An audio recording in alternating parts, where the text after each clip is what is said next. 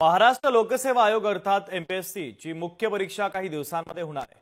मात्र एमपीएससीच्या एका तांत्रिक त्रुटीमुळे हजारो मराठा उमेदवार अडचणीत सापडलेले आहेत। या तांत्रिक त्रुटीमुळे अनेक मराठा उमेदवार आरक्षणापासून वंचित राहण्याची शक्यता आहे। याचा आढावा घेणारा लोकशाही मराठीचा एक खास रिपोर्ट आपण पाहूयात।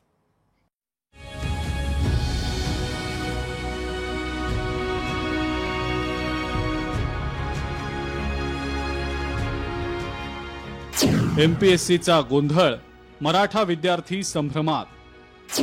तांत्रिक त्रुटीमुळे नोंद जुन्या प्रवर्गात, हजारो मराठा विद्यार्थी आरक्षणापासून वंचित।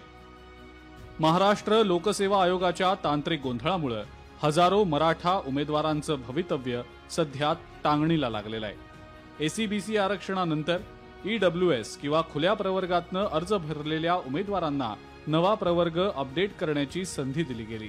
मात्र तांत्रिक त्रुटींमुळे अनेकांची नोंद अजूनही जुन्याच प्रवर्गात दर्शवली जाते। उमेदवारांनी वेळेत अपडेट केलेले अर्ज आयोगाच्या सिस्टीममध्ये अद्याप रेकॉर्ड झालेच नाहीयेत।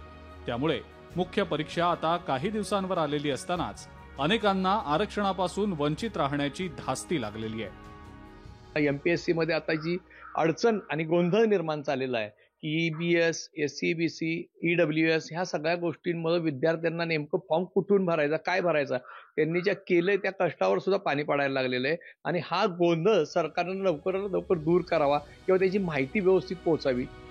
हे प्रकरण केवळ एका तांत्रिक चुकीपुरतं मर्यादित नाही, तर त्याचा परिणाम हजारो मराठी विद्यार्थ्यांच्या भविष्यावर होण्याची शक्यता आहे।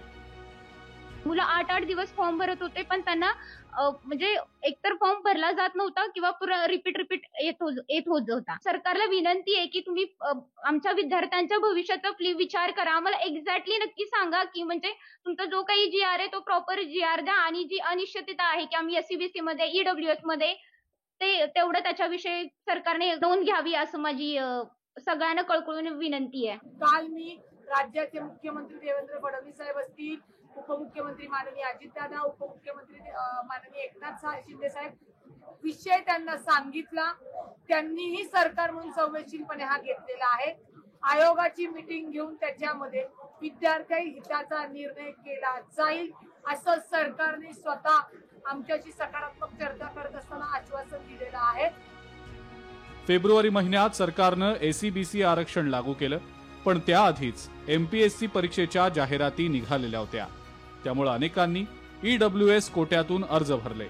आता एमपीएससीनं दिलेल्या बदलाच्या संधीही फक्त कागदावरच उरलेल्या आहेत।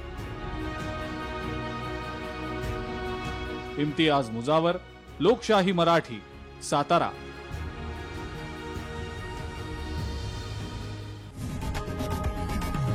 लोकशाही मराठी, ऐका, पहा, जागरूक रहा।